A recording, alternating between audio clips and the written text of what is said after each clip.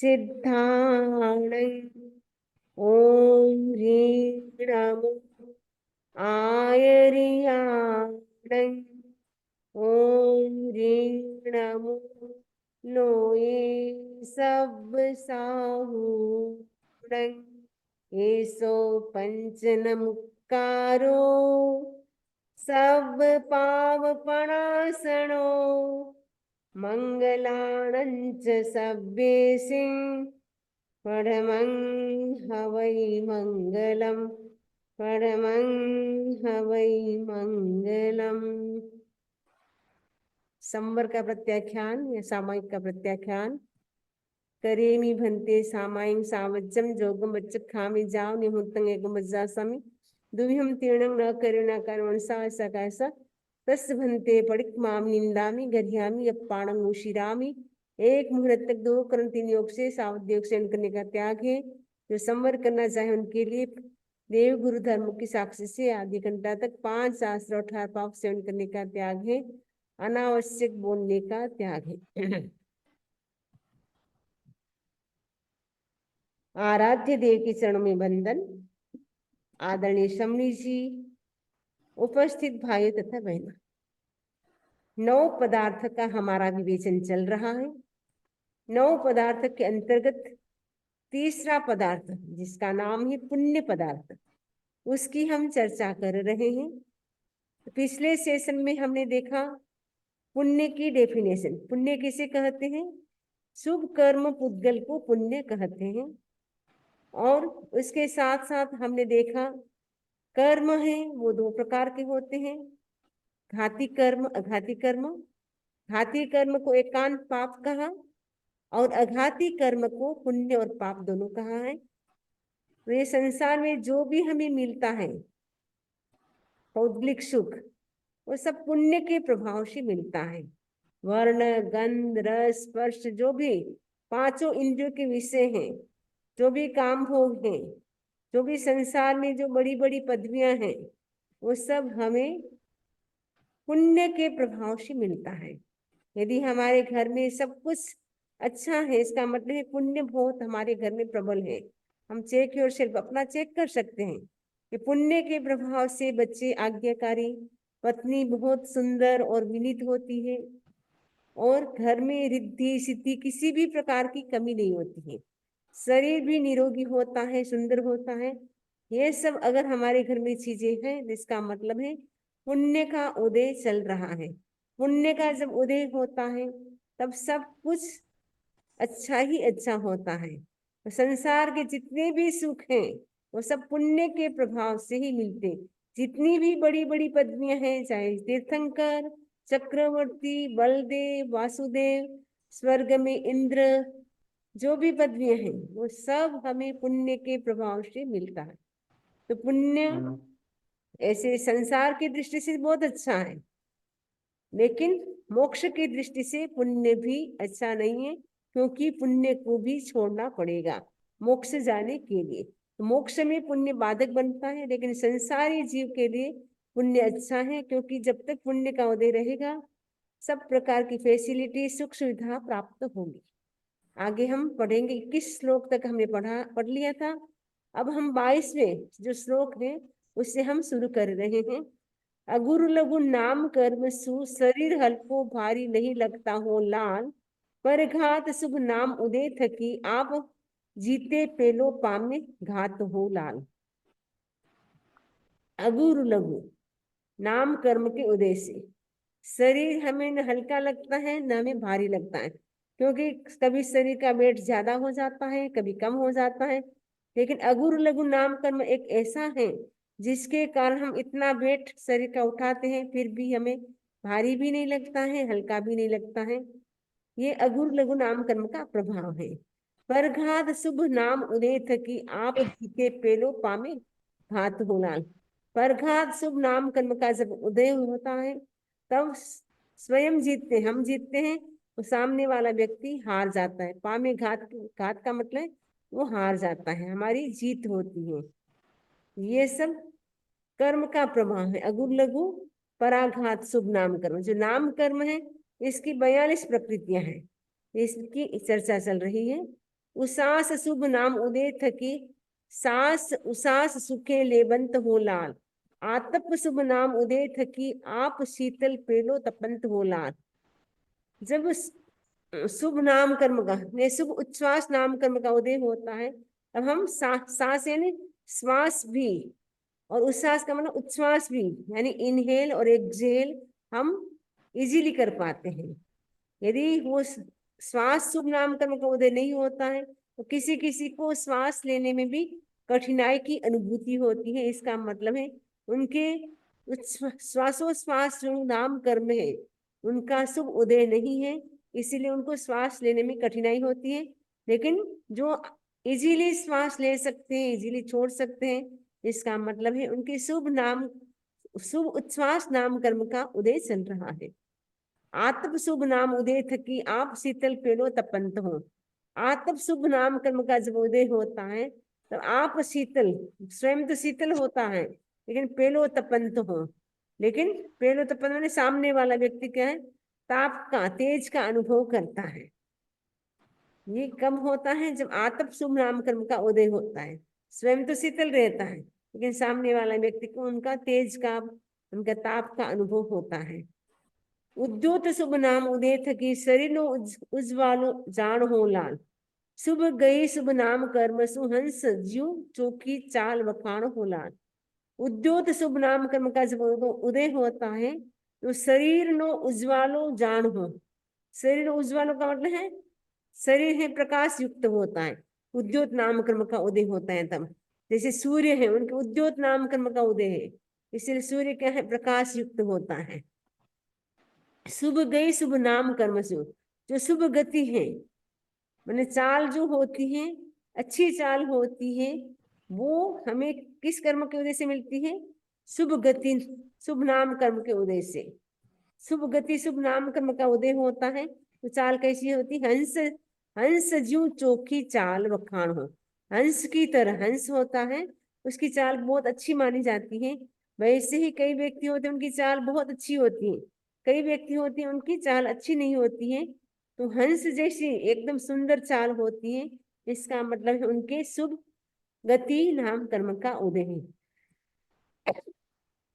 निर्माण शुभ नाम कर्म सु, शरीर थोड़ा फुनसंगणा फुलंगणा रहित हो लाल। तीर्थंकर नाम कर्म उदय हुआ, तीर्थंकर हुए तीन लोक वधित हो लाल।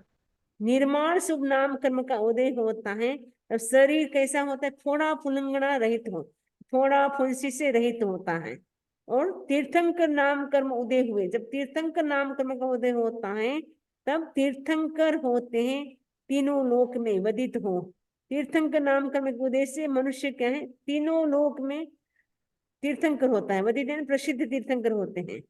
ठीक है, निर्माण शुभ नाम कर्म का उदय होता है, तो शरीर में किसी भी प्रकार का फोड़ा फुंसी नहीं होता है।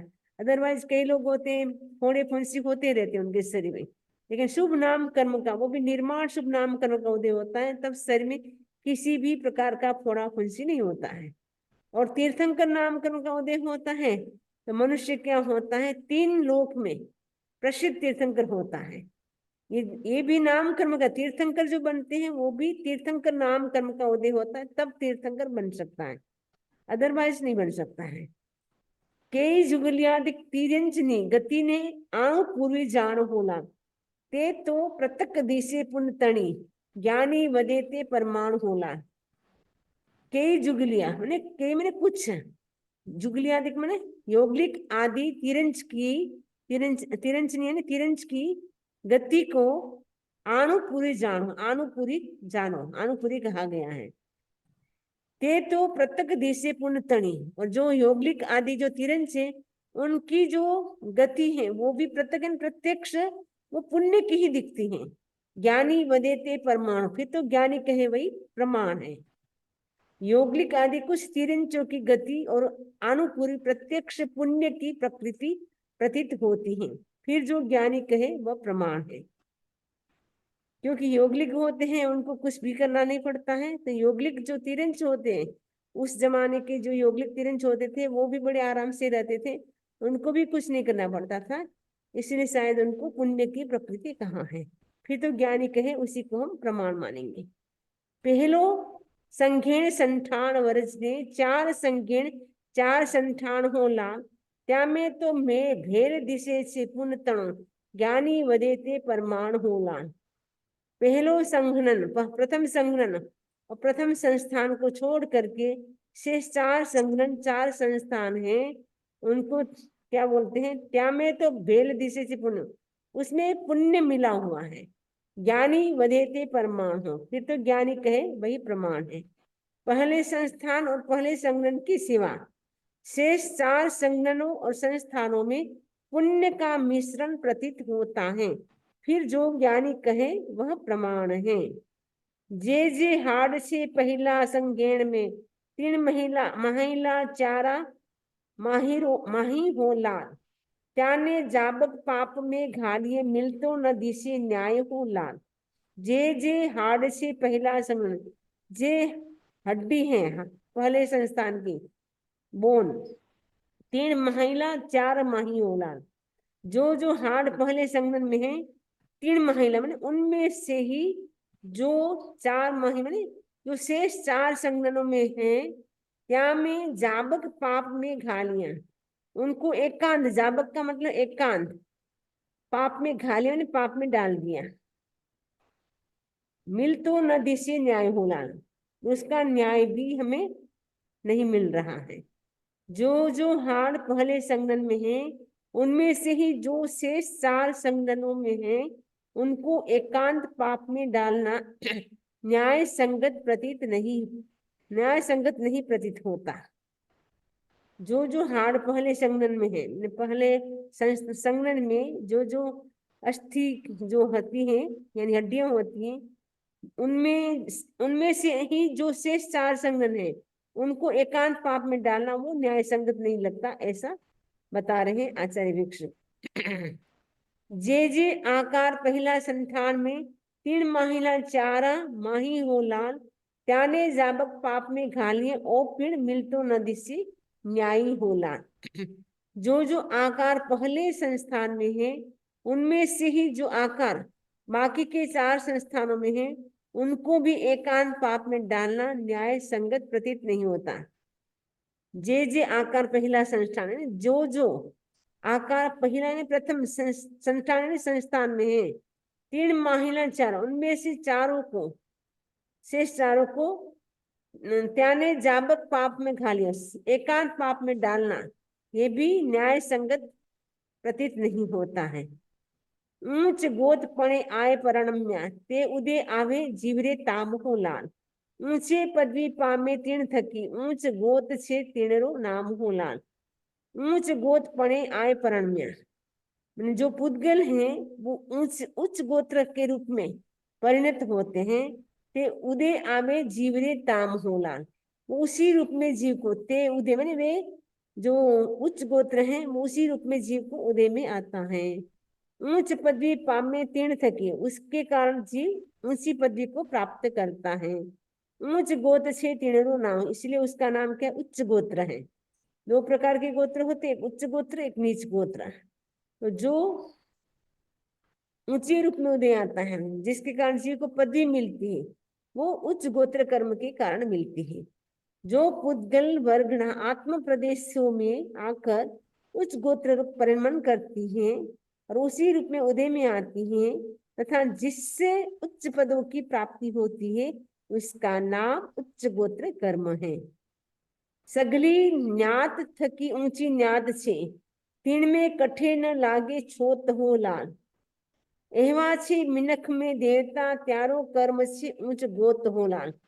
सबसे उच्च और जिसकी कहीं भी छूत नहीं लगी हुई, सगली का मतलब सबसे ऊंची, न्यात का मतलब है गोत्र, सबसे ऊंचा जो गोत्र है।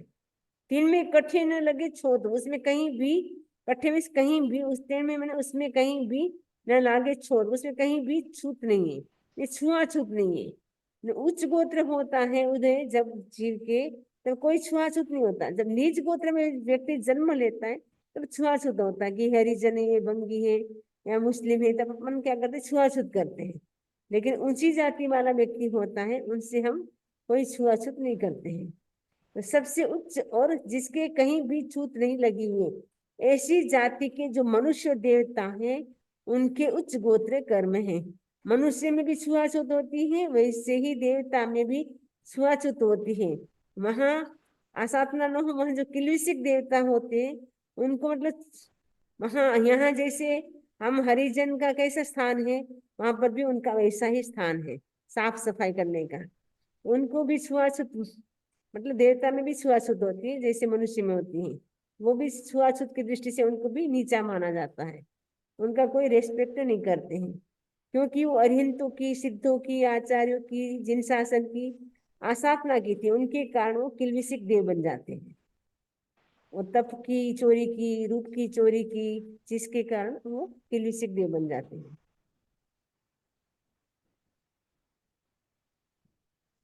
जे जे गुण आवे जीवरे शुभ पणे, जेवा छे जीवरा नाम होलान, तेहवा इज नाम पुद्गल तना, जीव तणे संयोगे ताम होलान। ये 32 का हम बोल रहे हैं कि जे जे गुण आवे जीव रे, जो जो जीव के शुभ रूप में गुण आते हैं, जेवा से जीवरा नाम होलान, और उनके अनुरूप ही क्या होते हैं, जेवा से उनके अनुरूप ही जीव के नाम होते हैं। तेहवा इज नाम पुद्गल नाम, और उसी प्रकार के नाम भी पुद्गल के होते हैं। जीव तणे संयोगे ताम हो, और जीव के संयोग के कारण होता है। जो जो गुण जीव के शुभ रूप में उदय में आते हैं उनके अनुरूप ही जीवों के नाम हैं, और जीव के साथ संयोग से वैसे ही नाम पुद्गलों के हैं। जीव शुद्ध हुओ पुद्गल थकी, 300 रूढ़ा रूढ़ा पाया नाम हो। जीव ने शुद्ध किया पुद्गला त्यारा, फिर शुद्ध छे नाम हो ला। अच्छा, जीव शुद्ध हुओ पुद्गल थकी, जीव किससे शुद्ध हुआ, पुद्गल से शुद्ध होकर। जीव जीव मैंने जीव, पुद्गलो मैंने पुद्गल से, थकी मैंने से, पुद्गल से शुद्ध होने, शुद्ध होकर 300 रूढ़ा रूढ़ा पाया नाम हो, इसीलिए उसने रूढ़ा रूढ़ा मैंने अच्छे अच्छे नाम पाए हैं। जीव ने शुद्ध की धो पुद्गला, और जिन पुद्गलों से जीव शुद्ध होता है, प्यारा पेड़ शुद्ध से नाम हो, उन पुद्गलों के नाम भी क्या है, शुद्ध हैं।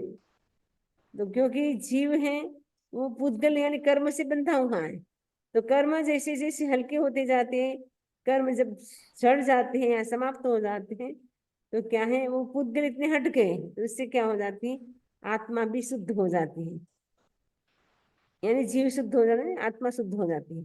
ज्યાં पुद्गल रा प्रसंग थी, जीव बाज्यो संसार में उच्च उच्च हो लाल, ते पुद्गल ऊंच बाजिया त्यारो न्याय न जाने घुंच हो लाल।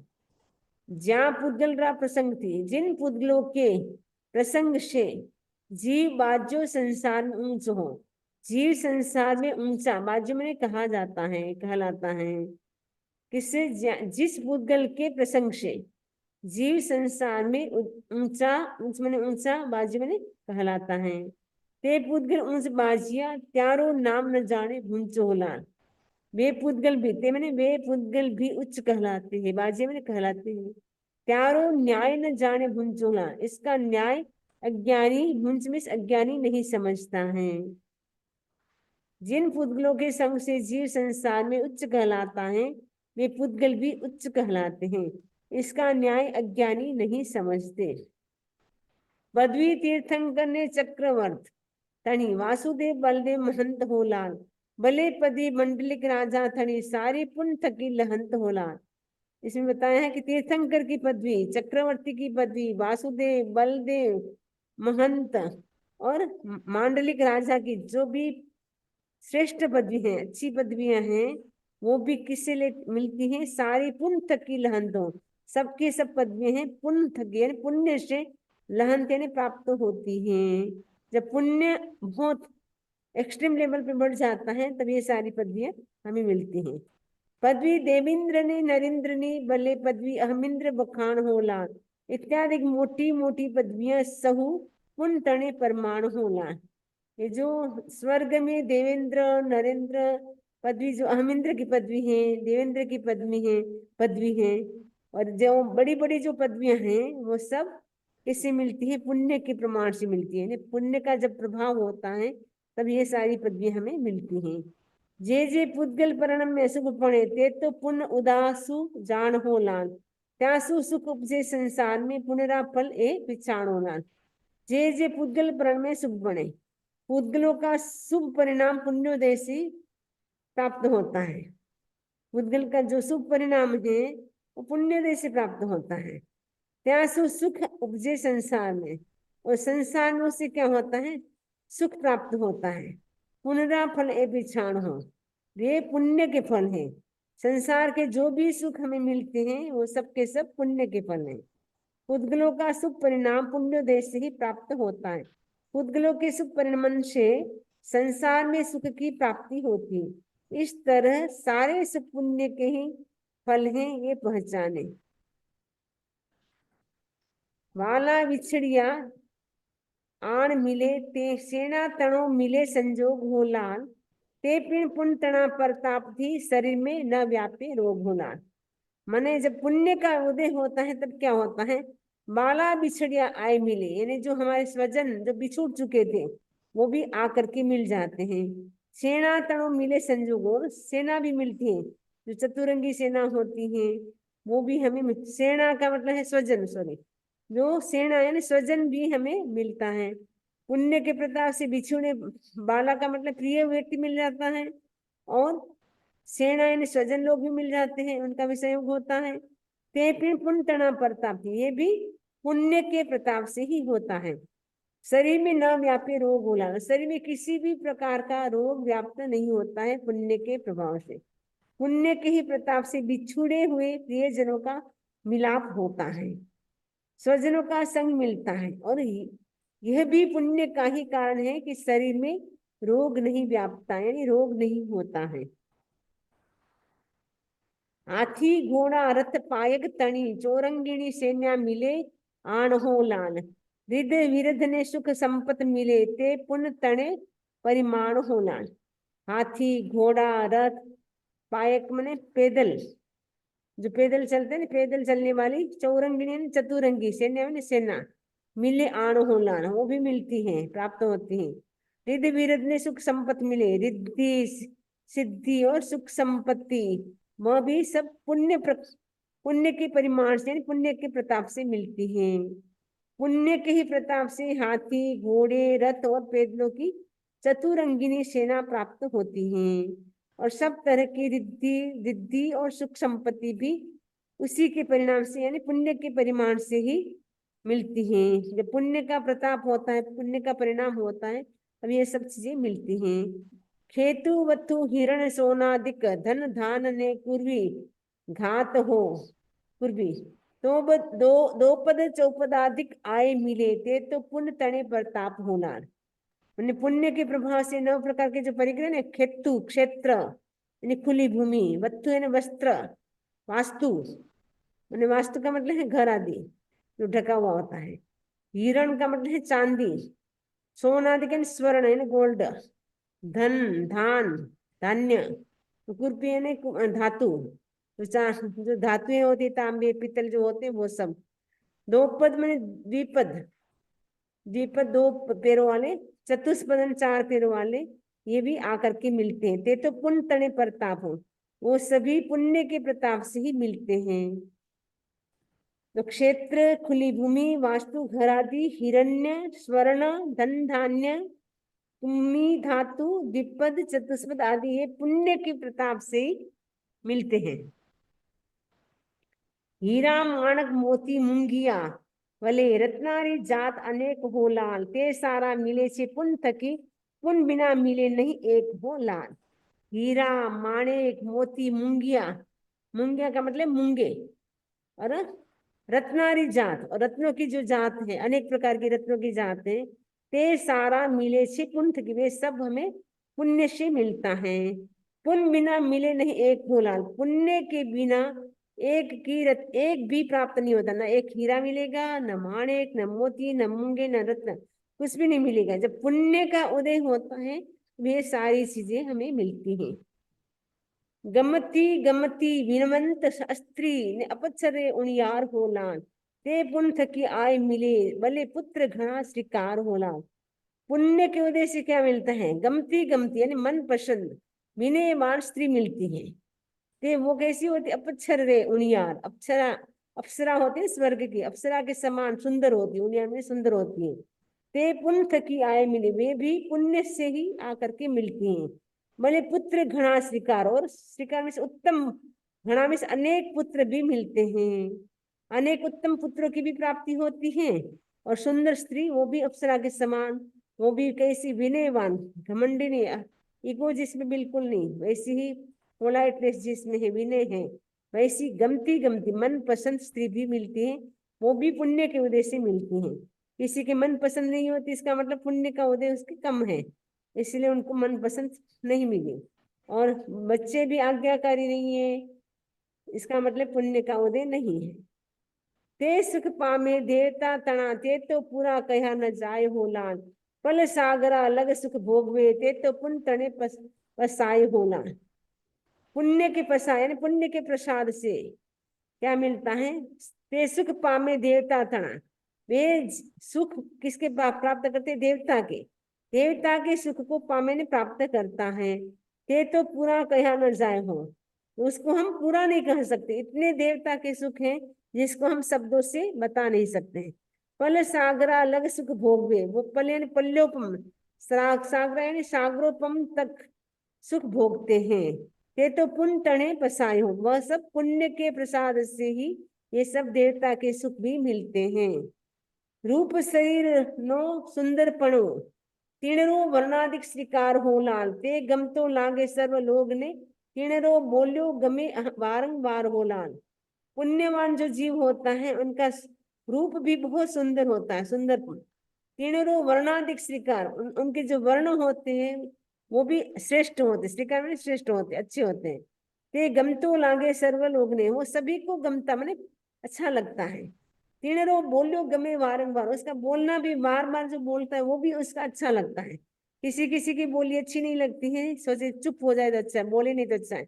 लेकिन जब पुण्य का उदय होता है तब लगता है कि बार बार बोलता रहे, क्योंकि दिखने में भी बहुत सुंदर होता है, इसकी आवाज भी सुंदर होती है, तो इसीलिए वो जो भी बोलता है सबको बहुत अच्छा लगता है। तो तीणरो बोल्यो गम्य बारंबार, उसका बार बार बोलना भी अच्छा लगता है।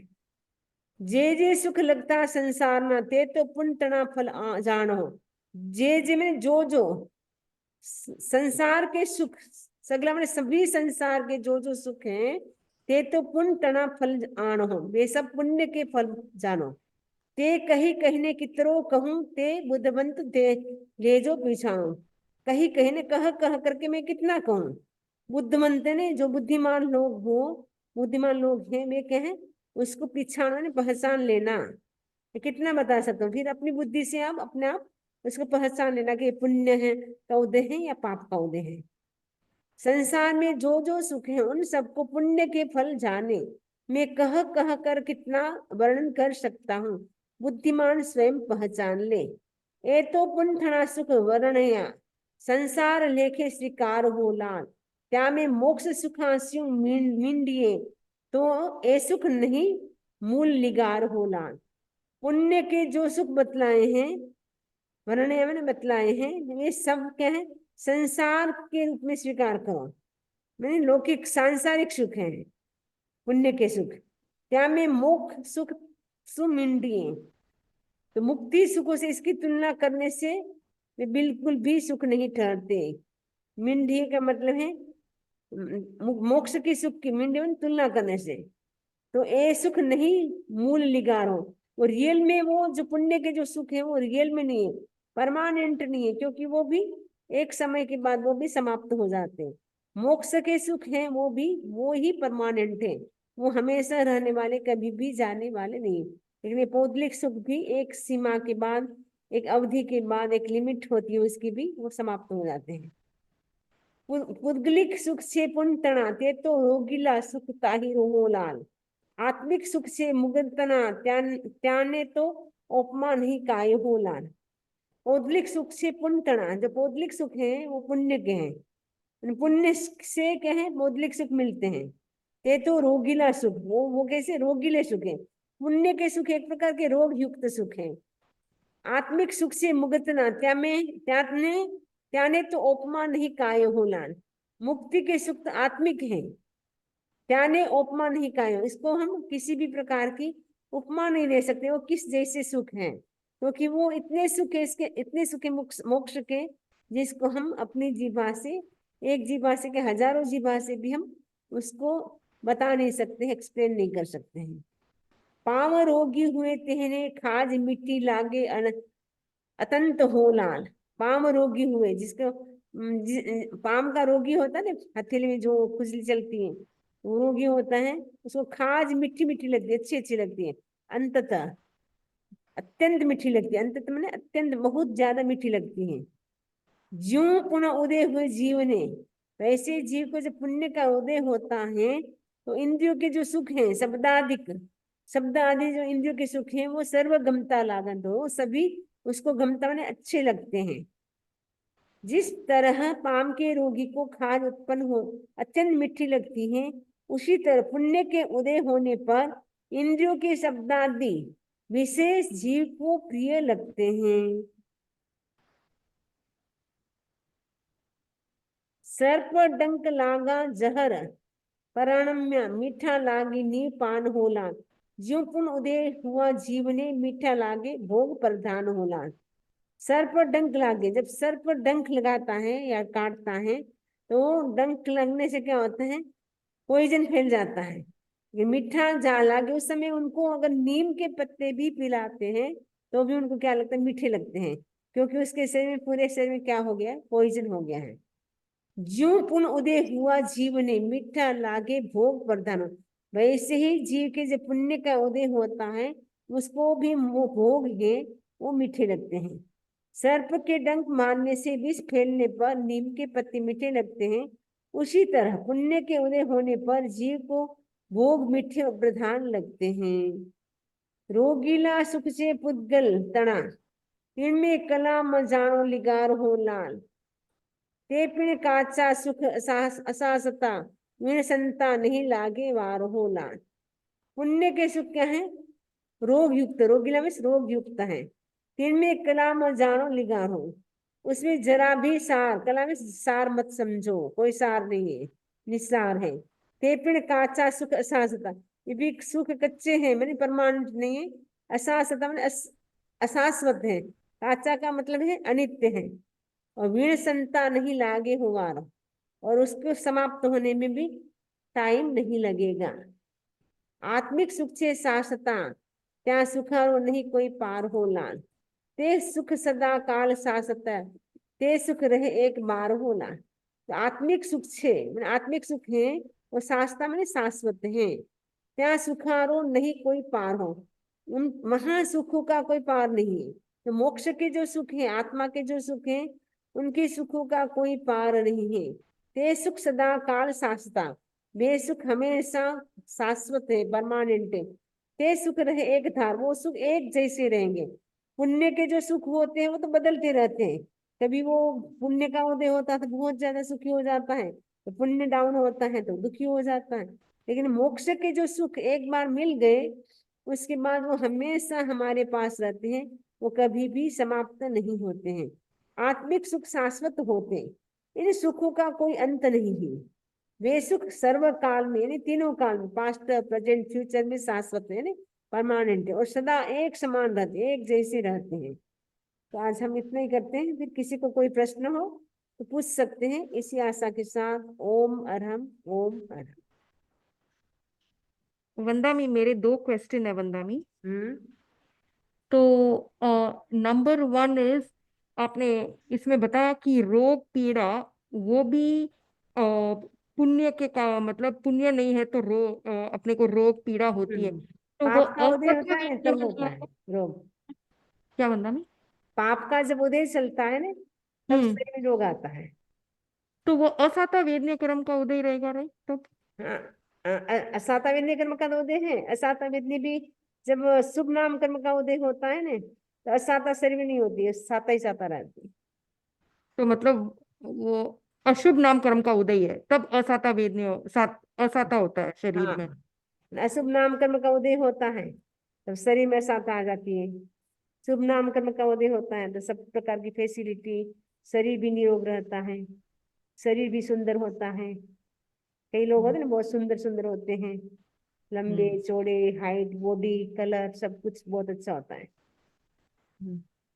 और वंदा में एक क्वेश्चन है, मतलब मोक्ष के जाने के लिए भी तो पुण्य ही तो चाहिए। अच्छा, मतलब वो संगनन भी बेस्ट चाहिए, वज्र ऋषभ नाराज संगनन और सब, तो पुण्य तो काम में आता ही है, राइट? मैंने संसार की दृष्टि से पुण्य बहुत हाँ। अच्छे हैं, संसार में रहे तब तक, लेकिन मोक्ष जाने के लिए पुण्य को भी छोड़ना पड़ता है, क्योंकि जब तक पुण्य आपके रहेंगे तब तक आप मोक्ष नहीं जा सकते, तब तक संसार में ही रहना पड़ेगा। जैसे अनुत्तर विमान के देव होते हैं, उनके इतने पुण्य हो जाते, इतने पुण्य हो जाते हैं, उनको भोगने के लिए उनको वहां जाना पड़ता है। तो 33 सागर रूपम कितनी लंबी स्थिति होती है, तब तक उनको मोक्ष नहीं मिला ना, पुण्य भोग करते रहे। तो पुण्य मोक्ष में बाधक है, संसार के सुख, पुण्य के सुख। बराबर, इसलिए सोने की बेड़ी बोला है ना इसे उसको। सोने की बेड़ी, बेड़ी तो आखिर बेड़ी बेड़ी होती है ना, बंधन तो बंधन है, चाहे सोने का हो चाहे लोहे का हो। थैंक यू वंदा में, कृतज्ञ। वंदना में, हम्म। तो फिर पुण्य होता है, राइट? अगर मोक्ष में जाना है तो अगर पुण्य बचते हैं और पुण्य ऐसा होता है तो वो भी भुगतना ही पड़ता है। हाँ, जितने भी पुण्य उसको भोगना ही पड़ेगा, पाप है तो पाप को भी भोगना पड़ेगा, पुण्य है तो पुण्य को भी भोगना पड़ेगा, दोनों को छोड़ने से ही मोक्ष मिलता है। जैसे मान लो भगवान महावीर के जैसे जो कर्म बंध गए थे त्रिपृष्ठ वासुदेव के भव में, तो लास्ट में भी वो उदय में आए ना, वो कानों में किले ठोके गए। वो कर्म भी जितना भी होता है वो सारा चुकता करना पड़ता है, पुण्य हो चाहे पाप हो। जब बैलेंस बराबर हो जाता है उसके बाद ही मोक्ष मिलता है। वंदा में नंबर 27 एक बार पढ़ता हूँ, वंदा में हिंदी अनुवाद। ओके। पहले संस्थान और पहले संघनन के सिवा शेष चारों संघनन और संस्थान के में पुण्य का मिश्रण प्रतीत होता है। इसका मतलब ये पहले संस्थान तो केवली का संस्थान होती है, बाकी चार को छद्मस का संस्थान हो सकता है, क्योंकि उनको वापस जन्म लेना पड़ेगा। वहां पुण्य का मिश्रण मतलब पाप के साथ मिश्रण हुआ है क्या? मैंने वहाँ कुछ संस्थान ऐसे ना एकदम कुबड़े हुंडा जैसे ना, वो इसका नाम पुण्य पाप का, होते होते ना कुछ अच्छा।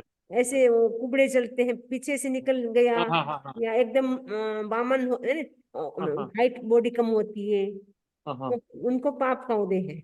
और कुछ अच्छा अच्छा। संस्थान समचतुरस्र है, वो अच्छा है। वज्र हम्म ऋषभ नाराज, ऋषभ नाराज, ऋषभ नाराज हम्म अच्छा है। हम्म। तो कुछ मगर उसमें संस्थान सब पुण्य पुण्य है, का मिश्रण कुछ संस्थान है वो पाप वाले हैं, पाप का उदय है।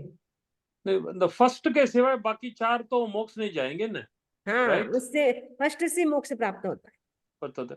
मगर फर्स्ट में भी नरक भी जाता है ना, हाँ, हाँ, वज्र फिर नरक नाराज। भी जा सकता है, हाईएस्ट वही तो लेवल के कर्म का क्षय भी कर सकता है, कर्म का बंधन भी कर सकता है। ओके ओके जैसे ओके। चक्रवर्ती होते हैं ना, चक्रवर्ती तो अगर वो चक्रवर्ती पद परफेक्ट। पे रहते हैं तब तो वो नरक में ही जाते हैं। चक्रवर्ती पद का त्याग करते हैं तब मोक्ष जाते हैं, क्योंकि उनके भी वज्र ऋषभ नाराज संगठन होता है। चक्रवर्ती का भी। हम्म। जो त्रिसृष्टि अच्छा। सलाह का पुरुष है उनके वज्र ऋषभ नाराज संगठन होता है, इसलिए उनमें इतनी शक्ति होती है। ओके ओके, ठीक है, थैंक यू। समझी जी, जो उच्च गोत्र होता है तो ये जो लोग ये बनते हैं लाइक प्रधानमंत्री बनते हैं, ये उनका भी उच्च गोत्र में आता है या? हाँ, उनको प्रतिष्ठा मिलती है, इसका मतलब उस गोत्र में आता है वो। या उच्च गोत्र का मतलब है कि जिसको धर्म मिलता है? नहीं नहीं, वो धर्म से मतलब नहीं है इसमें, मतलब जहाँ मतलब ऐसे कुल में जन्म होता है जिनमें उनको रेस्पेक्ट मिलता है, सम्मान मिलता है, सत्कार मिलता है, वो मिलता है। जी। क्लियर? नेक्स्ट कोई प्रश्न? सेट वंदम, थैंक यू वंदम, अच्छा लगा वंदम, कृतज्ञ। Okay, thank you. Sunil ji अनुमोदना करते हैं हमेशा। चलिए, मंगल पाठ। जी जी। चत्तारि मंगलम अरहंता मंगलम सिद्धा मंगलम साहु मंगलम केवली पलतो धम्मो मंगलम। चत्तारि लोकुत्तमा अरहंता लोकुत्तमा सिद्धा लोकुत्तमा साहु लोकुत्तमा केवली पलतो धम्मो लोकुत्तमा। चत्तारि शरणं कवज्जामि अरहन्ते शरणं कवज्जामि सिद्धे शरणं कवज्जामि साहु शरणं कवज्जामि केवली पलतं धम्मं शरणं कवज्जामि। विघ्नहरण मंगलकरण स्वाम भिक्षुनो नाम गुण ओलक समरण किया सरे अचिंत्या काम सरे अचिंत्या काम। भगवान के विरुद्ध मैंने कुछ भी बोला हो तस्मिच्छामि दुक्कड़म। वंदामी नमामि स्वामी जी। आप सुख साता में? हाँ, गुरुदेव कृपा से। वंदामी नमस्ते समय जी, हम आपके खूब खूब आभारी है वंदामी। हाँ, कृतज्ञोस्मि वंदामी, हम आपके आभारी है, सुख साता बहुत रखना। अच्छा लगा Swami ji, very nice, thank you. धन्यवाद। अभी मालूम वंदामी पड़ा नम- जब आप 103 प्रकृति बताए, अभी खोल खोल के बोल रहे हो ना, तब मालूम पड़ता है ये सब छोटी छोटी चीज भी पुण्य के हिसाब से ही मिल रही है अब।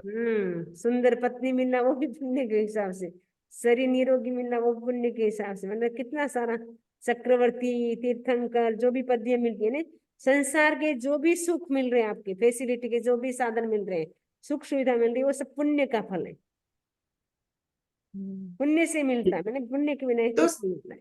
तो इसका मतलब समझे जो ये हुआ कि हम सब ने कभी ना कभी धर्म किया होता है। हाँ, मतलब आपके मतलब ऐसे होता है ना, पाप भी हमेशा अपने नहीं रहते, पुण्य भी नहीं रहते। पाप का भी, उसका भी ड्यूरेशन होता है सारे कर्मों की। इतने समय तक आपको पाप का उदय रहेगा, इतने समय तक पुण्य का उदय रहेगा। तो जब तक अपने का पुण्य का उदय रहता है, तब तक अपन को सब कुछ अनुकूलता है, सब अच्छे सहयोग मिलेंगे, स्वजन भी यानी अपने रिलेटिव से वो भी अच्छे मिलेंगे, सपोर्टिव मिलेंगे, सब कुछ मिलेगा। जैसे पुण्य का उदय खत्म होता है, तो सब चारों ओर से क्या सब प्रकार की दिक्कत, समस्याएं आ जाती, प्रॉब्लम्स आ जाती। होता है ना, अपन देखते हैं एक ही जीवन में कई लोग होते स्टार्टिंग में बहुत पुण्य का भोग करते, इतना सब कुछ होता है, बंगला, सब प्रकार की फैसिलिटी, सब कुछ होते हैं। और कभी फिर बाद में अचानक ऐसा पाप का उदय होता है, तो अचानक सब कुछ बदल जाता है। एक ही लाइफ में अपन देखते कई लोगों का। तो वंदा में इसमें दो मुख्य चीज हुआ, एक तो संवर और निद्रा करना, राइट? मतलब अपन पुण्य की फल की आकांक्षा नहीं कर रहे, बट बाय डिफॉल्ट अगर संवर और निद्रा करेंगे तो पुण्य तो होएगा ही। अपन को क्या करना है, निर्जरा करनी है। तो अपन निर्जरा करेंगे तो उसके साथ पुण्य तो अपने आप ही होंगे।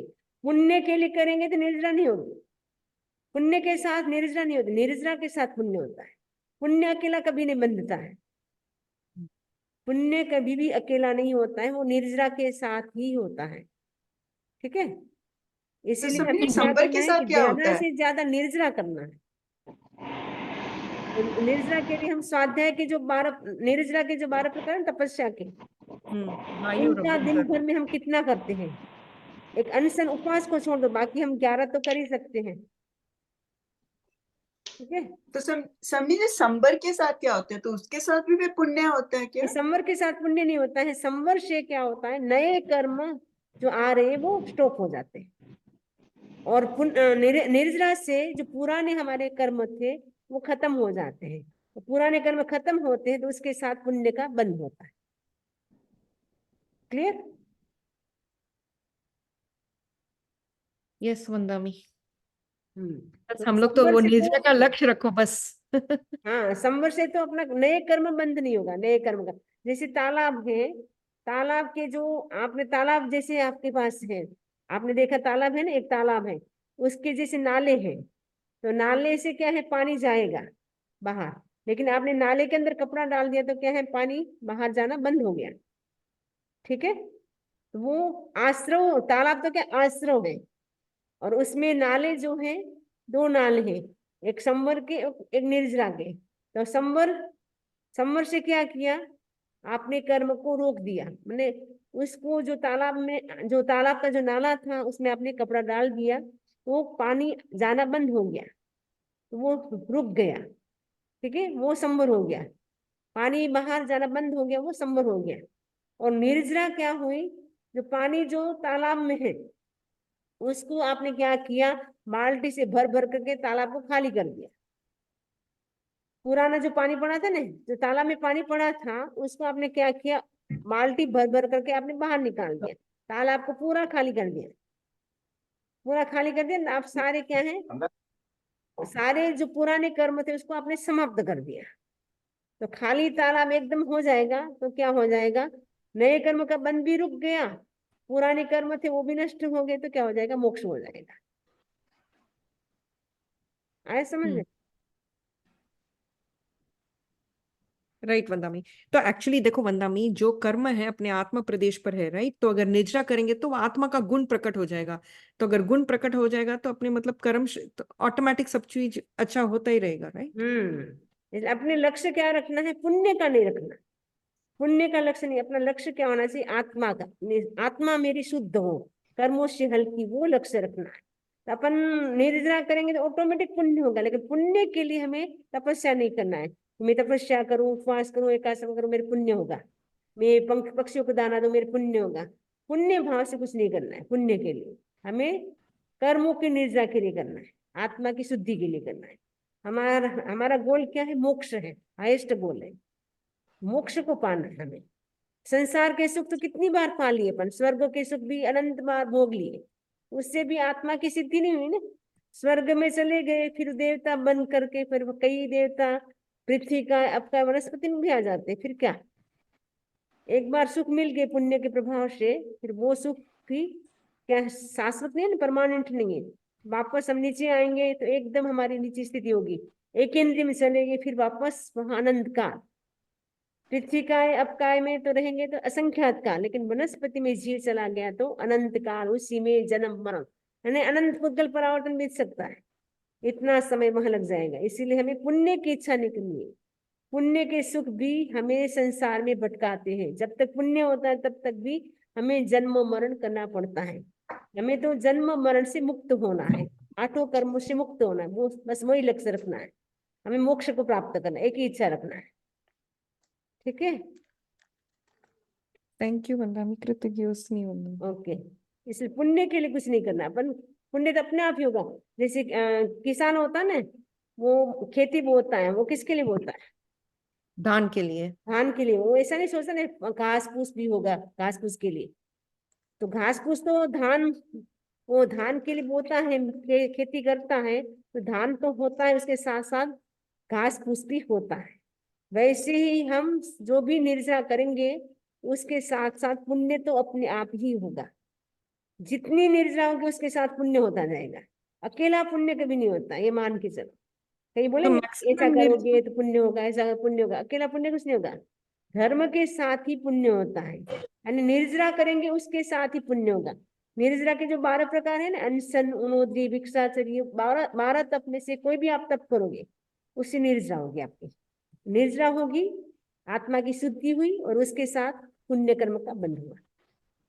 वंदना, मैक्सिमम निर्जरा किस में होती है वंदना? मैक्सिमम निर्जरा मैंने जितने भाव शुद्ध उतनी निर्जरा ज्यादा। ओके। ठीक है, भाव शुद्ध करो, बस निर्जरा ही निर्जरा होती जाएगी।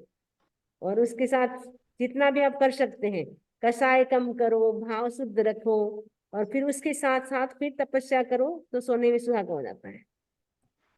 ठीक है, एक तरफ तपस्या करे, एक तरफ गुस्सा करे तो कोई मतलब नहीं है। राइट? सही है। मेन वंदना में ये तो है, तो भावों की शुद्धि ज्यादा होनी चाहिए। भाव शुद्धि बहु शुद्धि। भाव भाव जितने शुद्धि अच्छे उत्कृष्ट, उतना भाव अच्छा। भाव शुद्धि उत्कृष्ट होगी तो उसका भाव अच्छा हो जाए। राइट। तो ओके।